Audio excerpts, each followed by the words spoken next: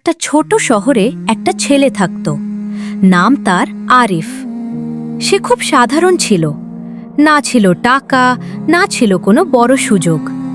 সবাই তাকে বলতো, তুই জীবনে কিছুই করতে পারবি না। কিন্তু আরিফ চুপচাপ থাকত, কারণ তার ভিতরে একটা জিনিস ছিল, আ বিগ ড্রিম। সে চেয়েছিল একদিন এমন কিছু করতে যাতে সবাই অবাক হয়ে যায়। কিন্তু সমস্যা ছিল, তার কাছে কোনো ডিরেকশন ছিল না। দিন চলে যাচ্ছিল আর জীবন আরও কঠিন হচ্ছিল।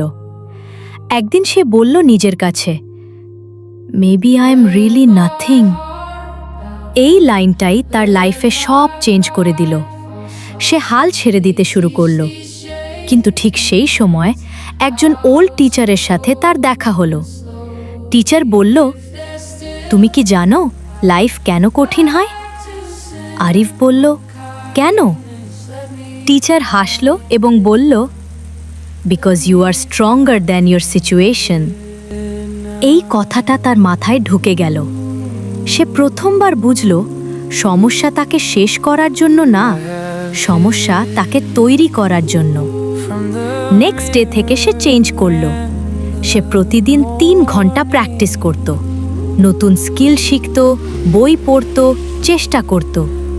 লোকেরা আবার হাসতে শুরু করলো, বলতো, এটা তো পাগল হয়ে গেছে। But this time Arif didn't stop. সে বলতো, let them laugh, I will prove. Time past.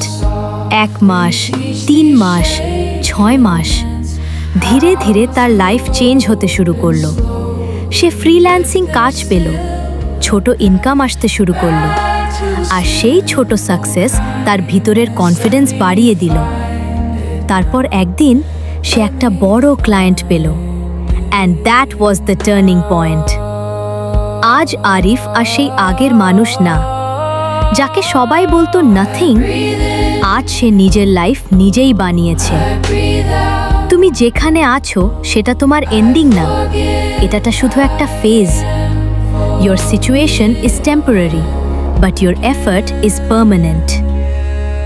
তুমি যদি এখন স্ট্রাগল করো, তাহলে কমেন্টে লিখো, আমি থামবো না, কারণ তোমার স্টোরি এখনো লেখা হচ্ছে।